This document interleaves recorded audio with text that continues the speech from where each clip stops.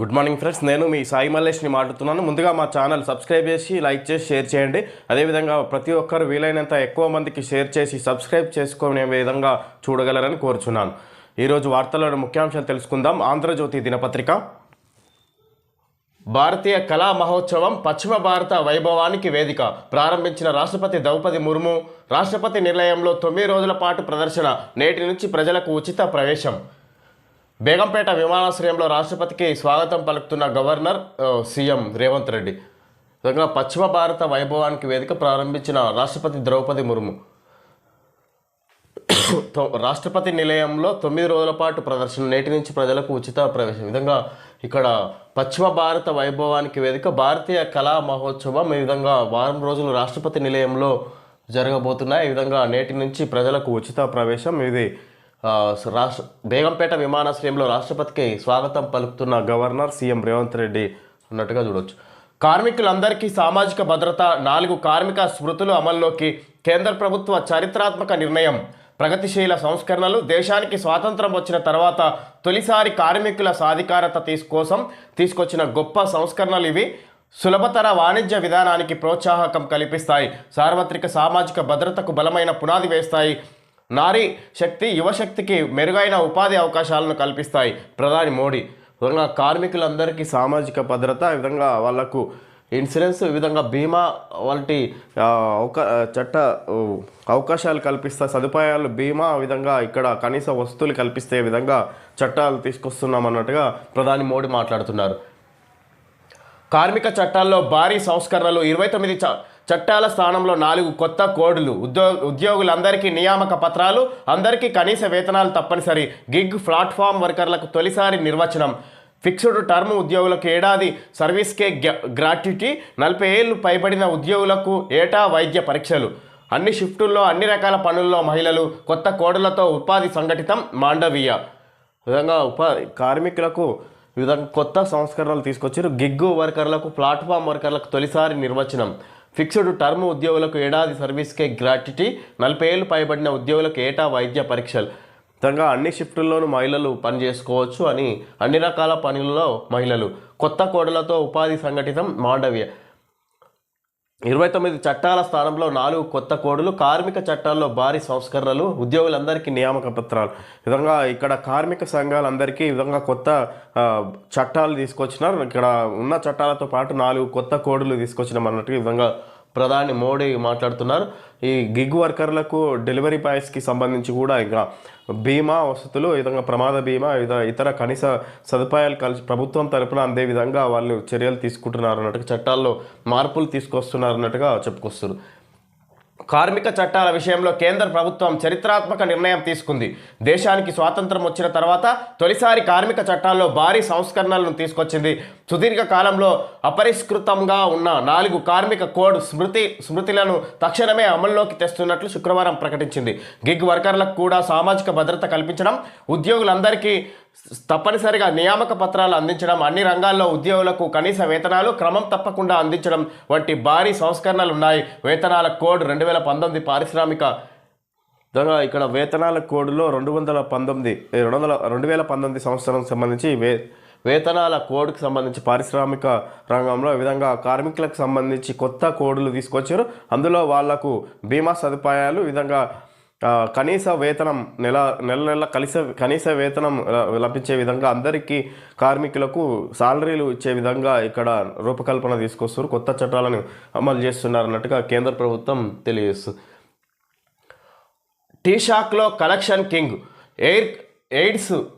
AIDS control సొసైటీలో వసూళ్ల పర్వం. హెచ్ఐవి ఎయిడ్స్ ఎన్జిఓలే టార్గెట్. ఎంఓయూలు రద్దు చేస్తామంటూ బెదిరించి కమిషన్లు వసూలు చేసిన వైనం. 2 నెలల్లో 3 కోట్లకు పైగా ఓ కాంట్రాక్ట్ ఉద్యోగికి వసూళ్ల బాధ్యత. ఆ ఉద్యోగికి బదిలీ. దాంతో వెలుగులోకి. ఇక్కడ హెచ్ఐవి ఎయిడ్స్ ఎన్జిఓలే టార్గెట్. వాళ్ళ దగ్గర నుంచి కమిషన్లు భారీ ఎత్తున వసూలు చేస్తున్నారు.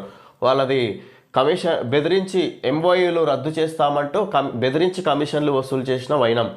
విధంగా ఇక్కడ వాళ్ళకున్న ఏదైతే ప్రభుత్వం తరఫున పనిచేసుకుంటూ వస్తున్నారో వాళ్ళ ఆ ఎంఓఈని రద్దు చేస్తామంటూ బెదిరించి వాళ్ళ దగ్గర కమిషన్లు వసూలు చేస్తున్నారు. ఈ విధంగా ఇక్కడ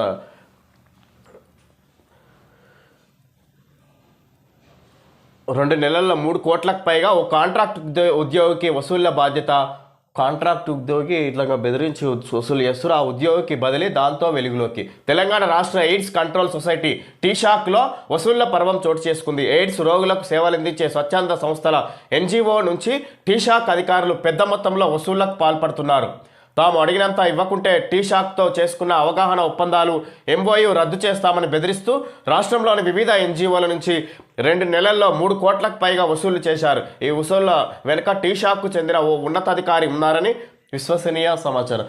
ఈ విధంగా ఇక్కడ ఎన్జిఓలు అంటే ఎయిడ్స్ ఉద్యోగులు, ఎయిడ్స్ పేషెంట్లకు వాళ్ళు ఒక ఎన్జిఓ సంస్థ కమిటీలాగా ఏర్పడి వాళ్ళు సహాయ సహకారాలు అందిస్తారు. ఈ విధంగా ప్రభుత్వం తరపున కొన్ని ఒప్పందాలు చేసుకొని ఉంటారు. ఈ విధంగా ఇక్కడ పేషెంట్లకు సర్వీస్ చేస్తూ వాళ్లకు చేదోడుగా ఉండే సంస్థలు ఎన్జిఓలు వాళ్ళని బెదిరించి ఈ విధంగా ఏదైతే ప్రభుత్వంతో ఉన్నాయో, ప్రభుత్వ ఆసుపత్రులతోటి ఉన్నాయో ఒప్పందాలు ఎంఓయూలు రద్దు చేస్తామని బెదిరించి ప్రభుత్వ కాంట్రాక్ట్ ఉద్యోగి కోట్ల రూపంలో వసూలు చేస్తున్నారన్నట్టుగా చూడొచ్చు ఎంఓయూల ఎన్జిఓల నుంచి.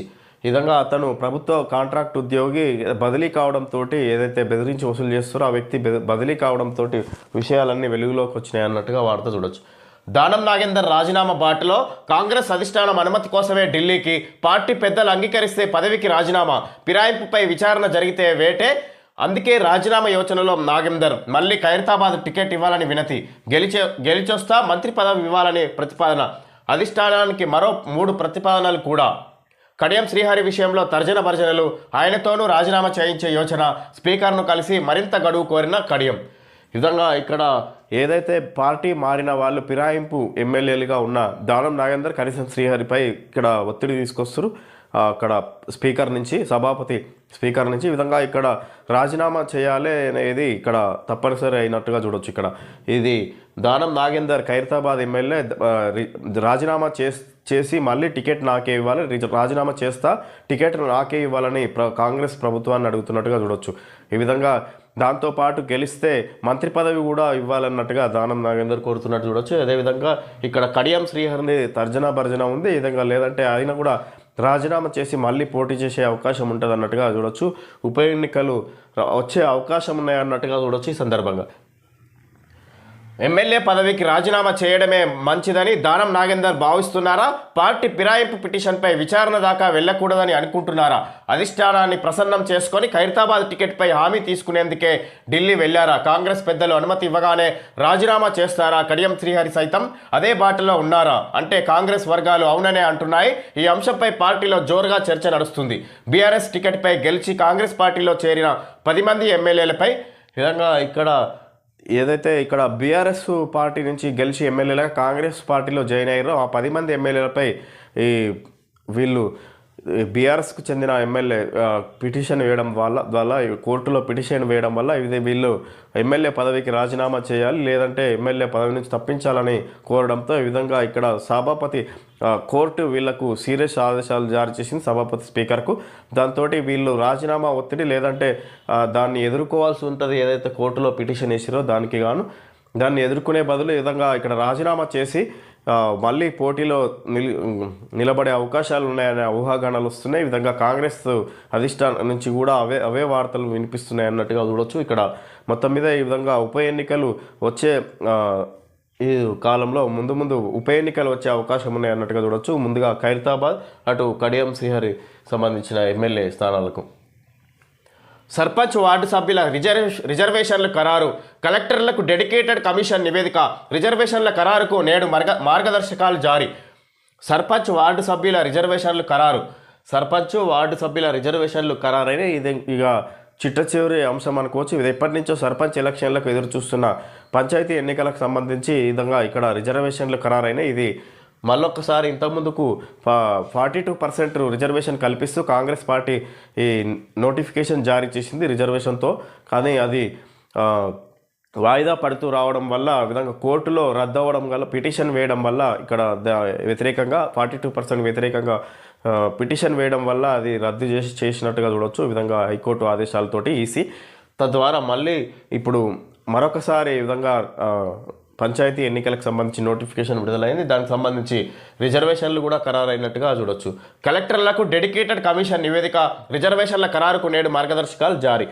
ఏకగ్రీవ పంచాయతీలకు 10 లక్షల ప్రోత్సాహకం, ఏకగ్రీవ ఎన్నికలతో పల్లెల్లో అభివృద్ధి, ఏడాదిన్నరలో చేనేత రంగానికి 1000 కోట్లు మంత్రి తుమ్మల.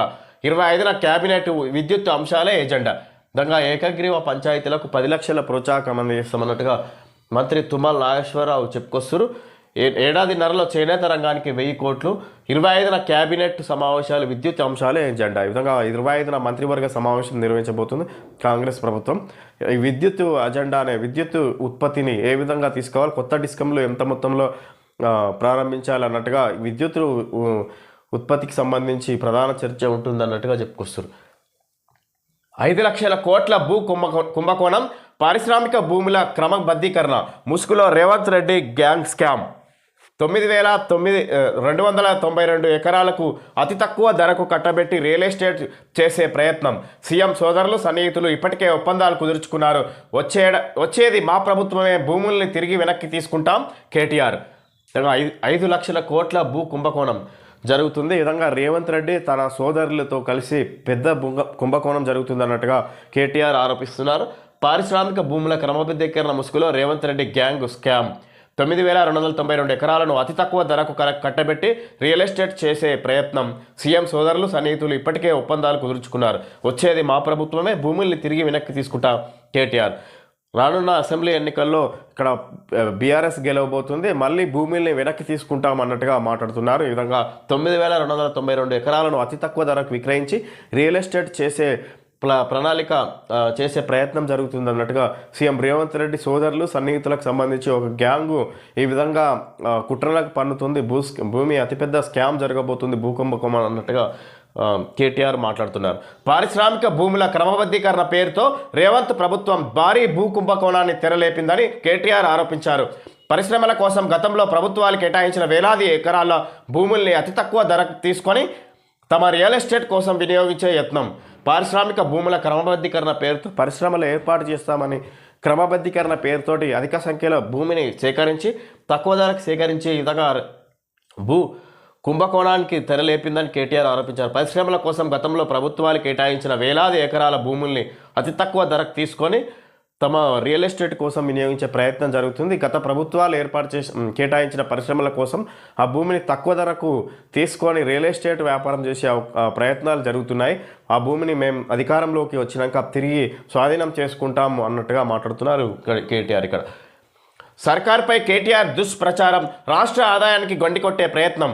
ఫ్రీ హోల్డ్ రైట్స్కు వారే 3 జీవాలు ఇచ్చారు. పరిశ్రమలకు లీజుకిచ్చిన భూములపై యాజమాన్య హక్కులు కల్పించాలి. వారికి భూ వినియోగ మార్పిడి చేసుకునే అవకాశం మాత్రమే మేము కల్పించాం. జూబ్లీహిల్స్ ఓటమితో చుక్కలు, దుద్దిల్ల శ్రీధర్ బాబు. విధంగా మంత్రి శ్రీధర్ బాబు మాట్లాడుతున్నారు. సర్కార్పై కేటీఆర్ దుష్ప్రచారం చేస్తున్నారు. రాష్ట్ర ఆదాయానికి గండి కొట్టే ప్రయత్నం. ఫ్రీ హోల్డ్ రైట్స్కు వారే 3 జీవాలు ఇచ్చారు. పరిశ్రమలకు లీజుకిచ్చిన భూములపై యాజమాన్య హక్కులు కల్పించాలి. ఇది పరిశ్రమలకు లీజుకిచ్చిన భూములపై యాజమాన్య హక్కులు కల్పించాలి. వారికి భూ వినియోగ మార్పిడి చేసుకునే అవకాశం మాత్రమే మేము కల్పించాం. ఈ విధంగా యాజమాన్య హక్కులు కల్పించారు. ఇంతమందుకు పరిశ్రమలకు లీజుకి ఏదైతే ఇచ్చిరో వాళ్ళు తిరిగి అమ్ముకోవడానికి వాళ్ళే అధికారాలు ఇచ్చారు. మేము ఓన్లీ భూమి వారికి వినియోగ మార్పిడి చేసుకునే అవకాశం మాత్రమే మేము కల్పించామన్నట్టుగా జూబ్లీహిల్స్ ఓటమితో చుక్కలు. జూబ్లీహిల్స్ ఓటమి సందర్భంగా ప్రభుత్వంపై అసత్య ఆరోపణలు చేస్తున్నారు కేటీఆర్ అన్నట్టుగా మంత్రి దుద్దిల్ల శ్రీధర్ బాబు మాట్లాడుతున్నారు. ప్రభుత్వ పారిశ్రామిక విధానంపై బీఆర్ఎస్ నేత కేటీఆర్ చేసిన ఆరోపణలపై ఐటీ పరిశ్రమల మంత్రి దుద్దిల్ల శ్రీధర్ బాబు మండిపడ్డారు. పారిశ్రామిక భూముల కన్వర్షన్ కోసం ప్రభుత్వం ఇంపాక్ట్ ఫీజు వసూలు చేయాలని నిర్ణయిస్తే దానిని 5 లక్షల కోట్ల కుంభకోణం అంటూ కేటీఆర్. విధంగా ప్రభుత్వ పారిశ్రామిక విధానంపై బీఆర్ఎస్ నేత కేటీఆర్ చేసిన ఆరోపణలపై ఐటీ మంత్రి దుద్దిల్ల శ్రీధర్ బాబు మండిపడ్డారు. పారిశ్రామిక భూముల కన్వర్షన్ కోసం ప్రభుత్వం ఇంపాక్ట్ ఫీజు వసూలు చేయాలని నిర్ణయిస్తే, ఇంపాక్ట్ ఫీజు మాత్రమే వసూలు చేయాలని నిర్ణయిస్తే దాన్ని 5 లక్షల కోట్ల కుంభకోణం అంటూ కేటీఆర్ ఆరోపిస్తున్నారు. ఈ విధంగా జూబ్లీహిల్స్ ఓటమి ద్వారా కేటీఆర్కు ఏం మాట్లాడుతున్నారో ఈ విధంగా దానివల్ల నిరాశకు గురై ఈ విధంగా తప్పుడు ఆరోపణలు చేస్తున్నారు ప్రభుత్వంపై అన్నట్టుగా ఈ విధంగా కేటీఆర్ ఉద్దేశించి మంత్రి శ్రీధర్ బాబు మాట్లాడినట్టుగా చూడొచ్చు. దుబాయ్ ఎయిర్ షోలో కూలిన తేజస్, పెద్ద ఎత్తున మంటలు, పైలట్ దుర్మరణం. ప్రదర్శన చివరి రోజు ఘటన, పైలట్ తప్పిదంతోనే ప్రత్యేక బృందంతో దర్యాప్తు. తేజస్ జెట్ విమానం కూలడం ఇది రెండోసారి. దుబాయ్ ఎయిర్ షో జరుగుతుండగా విమానం అనుకోకుండా కూలింది. ఈ విధంగా కూలడం ఇది రెండోసారి. ఈ విధంగా ఈ ఎయిర్ షో నడుస్తుండగా అది విమానం అనుకోకుండా కూలడం వల్ల పైలట్ దుర్మరణం, పెద్ద ఎత్తున మంటలు. ప్రదర్శన చివరి రోజు ఘటన, పైలట్ తప్పిదంతోనే ప్రత్యేక బృందంతో దర్యాప్తు. తేజస్ జెట్ విమానం కూలడం ఇదే రెండోసారి. విధంగా పైలట్ తప్పిదంతోనే ప్రదర్శన జరుగుతుండగా అది కూలింది, పైలట్ మరణించారు అన్నట్టుగా దుబాయ్లో ఎయిర్ షో నడుస్తుండగా ఈ ప్రమాదం జరిగిందన్నట్టుగా చూడవచ్చు. 700 కోట్ల స్థలాన్ని కాపాడిన హైదరాబాద్ ఐటీ కారిడార్లో 4 ఎకరాల కబ్జా. 700 కోట్ల స్థలాన్ని కాపాడిన హైదరాబాద్ ఐటీ కారిడార్లో 4 ఎకరాల కబ్జా. స్థానికుల ఫిర్యాదుతో రంగంలోకి హైడ్రా అధికారులు. ఫిన్సింగ్ వేసి స్థలం స్వాధీనం. విధంగా 700 కోట్ల స్థలాన్ని హైడ్రా కాపాడింది అన్నట్టుగా వార్త చూడొచ్చు. హైదరాబాద్ ఐటీ కారిడార్లో 4 ఎకరాలు కబ్జా చేశారు. హైదరాబాద్ ఐటీ కారిడార్లో 4 ఎకరాలు కబ్జా చేసి ఫెన్సింగ్ వేసుకొని దాన్ని స్థానికుల ఫిర్యాదుతోటి హైడ్రా కాపాడింది. అంటే మళ్ళీ ప్రభుత్వం ఆధీనంలోకి తీసుకున్నారు అన్నట్టుగా చూడొచ్చు. ఇది ఇట్లా ఎక్కడ పడితే అక్కడ ప్రభుత్వ భూమి, ఇక లేదంటే ఇతరుల భూమిని కబ్జా చేసుకొని రాజకీయ పలుకుబడులతోటి ఇక్కడ పెద్ద పెద్ద అపార్ట్మెంట్లు, విల్లాలు నిర్మిస్తున్నారు. వాటిపై ఈ ప్రభుత్వాలు కూడా చర్యలు తీసుకోలేకపోతున్నారు. ఎంతోమంది ఫిర్యాదులు చేసినా కూడా ఈ అపార్ట్మెంట్లు, విల్లాల పేర్లతోటి భూ కబ్జాలు పెద్ద ఎత్తున జరుగుతున్నాయి రాష్ట్రంలో. అయినా అక్కడ వాళ్ళ జోలికి హైడ్రాలు, ప్రభుత్వాలు వెళ్ళడం లేదన్నట్టుగా చూడొచ్చు. ఈ సందర్భంగా కర్ణాటకలో హైడ్రామా, ఢిల్లీకి డీకే వర్గం ఎమ్మెల్యేలు. ఆ విషయం తనకు తెలియదన్న డీకే శివకుమార్. మార్పుపై నిర్ణయం అధిష్టానానిదే సిద్ధరామయ్య. నేడు బెంగళూరుకు కరిగి. కర్ణాటకలో హైడ్రామా, ఢిల్లీకి డీకే వర్గం ఎమ్మెల్యేలు. ఆ విషయం తనకు తెలియదన్న డీకే శివకుమార్. మార్పుపై నిర్ణయం అధిష్టానానిదే సిద్ధరామయ్య. నేడు బెంగళూరుకు కరిగి. ఈ విధంగా ఏదైతే కర్ణాటకలో కాంగ్రెస్ ప్రభుత్వం ఏర్పడైంది. ఇప్పటి వరకు సిద్ధరామయ్య ముఖ్యమంత్రిగా ఉన్నారు. ఎన్నికల్లో విజయం సాధించిన తర్వాత ఈ విధంగా సీఎం నిర్ణయంలో ఈ విధంగా అధిష్టానం కీలక నిర్ణయాలు తీసుకుంది. మొదటగా సిద్ధరామయ్యకు, తర్వాత ఈ డీకే శివకుమార్కు ఇచ్చే ముందుగానే నిర్ణయం తీసుకున్న. దాని ప్రకారం ఇప్పుడు సీఎం మార్పు ఉండే అవకాశాలు ఉన్నాయి అన్నట్టుగా కర్ణాటకలో వార్తలు వస్తున్నట్టుగా చూడొచ్చు. ఈ విధంగా డీకే శివకుమార్ తరపు ఎమ్మెల్యేలు అది కాంగ్రెస్ అధిష్టానాన్ని కలపడానికి ఢిల్లీ వెళ్ళినట్టుగా ఈరోజు బెంగళూరుకు కరిగే వస్తున్నారు అన్నట్టుగా చూడొచ్చు ఇక్కడ వార్త. హిడ్మా ఎన్కౌంటర్ బూటకం. 15న విజయవాడలో ఆసుపత్రి నుంచి ఆయనతో పాటు మరికొందరిని ఏపీ ఎస్ఐబి పోలీసులు తీసుకెళ్లారు. కేంద్ర హోంశాఖ ఆదేశాల మేరకు చిత్రహింసలు పెట్టి చంపి కట్టుకథ అల్లారు. టెక్ శంకర్ సహా మరికొందరిని అలాగే హత్య చేశారు. భగత్ సింగ్, అల్లూరిలాగా హిడ్మా చరిత్ర నిలుస్తుంది. ఫాసిస్టు ఆర్ఎస్ఎస్, బీజేపీ మనువాదుల దమనకాండ. ఖనిజ దోపిడీ కోసమే నక్సల్స్ హత్యలు. Maoist party. రేపు దేశవ్యాప్తంగా నిరసన దినం పాటించాలని పిలుపు. వీలైతే సరెండర్లు, లేదంటే ఎన్కౌంటర్లు. 28 డీజీపీలతో మోడీ సమావేశానికి ముందే చర్యలు. అదుపులో 3 తెలంగాణ అగ్రనేతలు. బూటకపు ఎన్కౌంటర్లు ఆపి శాంతి చర్చలు జరపాలి. సుప్రీంకోర్టు మౌనంగా ఉండడం బాధాకరం. కూనంనేని ప్రశ్నిస్తే అర్బన్ నక్సలైట్ అవుతారా? హరగోపాల్. విధంగా హిడ్మా ఎన్కౌంటర్ బూటకం. అతను ఎదురుకాల్పుల్లో చనిపోవడం అనేది పెద్ద బూటకం అన్నట్టుగా అక్కడ ఏపీ పోలీసులు కట్టుకథలు అల్లి విధంగా అసత్య ప్రచారం చేస్తున్నారు. అతన్ని ముందస్తుగానే అరెస్ట్ చేసి చిత్రహింసలు పెట్టి కాల్చి చంపారు అన్నట్టుగా చెప్పుకొస్తారు. ఈ విధంగా దీనికి సంబంధించి కేంద్రం ఏదైతే నిర్ణయం తీసుకుందో ఈ విధంగా మావోయిస్టులు అంతమొందించడమే లక్ష్యంగా 2026 వరకు పూర్తిగా అంతమొందించడమే అన్నట్టుగా కేంద్ర ప్రభుత్వం తీసుకున్న నిర్ణయాన్ని గాను ఈ విధంగా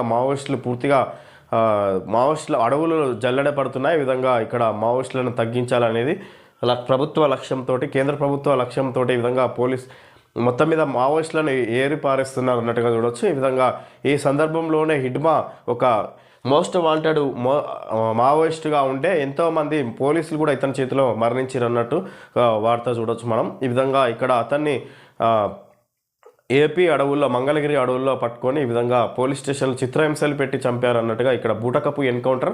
ఈ అబద్ధాలు చెప్తున్నారు హిడ్మా మరణం పై అన్నట్టుగా చెప్పుకొస్తారు. ఈ విధంగా మావోయిస్టు సానుకూల వాదులు అన్నట్టుగా చూడవచ్చు. ఈ విధంగా బూటకపు ఎన్కౌంటర్లు ఆపి శాంతి చర్చలు జరపాలి. మావోయిస్టు పార్టీ వర్గాలు శాంతి చర్చలు జరుపుదామని కోరినా కూడా ప్రభుత్వం, కేంద్ర ప్రభుత్వం, రాష్ట్ర ప్రభుత్వాలు దాన్ని పట్టించుకోకుండా కాల్పులు జరుపుతున్నారు. వాళ్ళని అంతమొందించడమే లక్ష్యంగా పనిచేస్తుంది కేంద్ర ప్రభుత్వం అన్నట్టుగా చూడొచ్చు. మావోయిస్టు కేంద్ర కమిటీ సభ్యుడు హిట్మా, ఆయన భార్య రాజేతో పాటు పలువురిని పోలీసులు పట్టుకొని తీసుకెళ్లి చిత్రహింసలు పెట్టి బూటకపు ఎన్కౌంటర్ చేశారని మావోయిస్టు పార్టీ ఆరోపించింది. ఈ మేరకు ఆ పార్టీ కేంద్ర కమిటీ అధికార ప్రతినిధి అభయ్ శుక్రవారం ఓ ప్రకటన విడుదల చేశారు. మావోయిస్టు పార్టీ ఆరోపిస్తుంది, ఈ విధంగా బూటకపు ఎన్కౌంటర్ చేసిండ్రు. హిడ్మా భార్య రాజేని కూడా పట్టుకొని చిత్రహింసలు పెట్టిరు. ఆయనతో పాటు మిగతా మావోయిస్టులు కూడా ఉంటే మరణించిన వాళ్ళని చిత్రహింసలు పెట్టి కాల్చి చంపారన్నట్టుగా ఇక్కడ మావోయిస్టు పార్టీ ఒక ప్రకటనలో తెలిపినట్టుగా చూడొచ్చు. ఇక్కడ మీ డబ్బు మీ హక్కు, భారత ప్రభుత్వ చొరవతో విధంగా ప్రతి ఎల్ఐసి పాలసీ సంరక్షణ, భద్రత, మెరుగైన రేపటి కోసం ఒక హామీని కలిగి ఉంటుంది. కొన్నిసార్లు కొత్త ఇల్లు, కొత్త నగరాలు లేదా కొత్త ప్రారంభాలతో జీవితంలో మార్పులు సంభవిస్తుంటాయి. మీరు ఎక్కడ ఉన్నా కష్టపడి సంపాదించిన డబ్బు ఎల్లప్పుడూ మీకే తిరిగి రావాలి. క్లెయిమ్ చేయబడిన మీ డబ్బుని 3 దశల్లో క్లెయిమ్ చేసుకోండి. ఈ విధంగా ఎల్ఐసి పాలసీలు చెప్పుకొస్తారు. ఈ విధంగా ఈ ముందస్తు భద్రత, ఈ విధంగా ఫ్యూచర్లో ఎలాంటి అపాయం జరిగినా ఈ విధంగా రక్షించడానికి కానీ ఎల్ఐసి ఉంది అన్నట్టుగా చెప్పుకొస్తారు. Life Insurance Corporation of India ad ఇచ్చినట్టుగా చూడొచ్చు. ఓకే ఫ్రెండ్స్, ఈరోజు వార్తల్లోని ముఖ్యాంశాలు తెలుసుకోవడం జరిగింది. Thank you friends.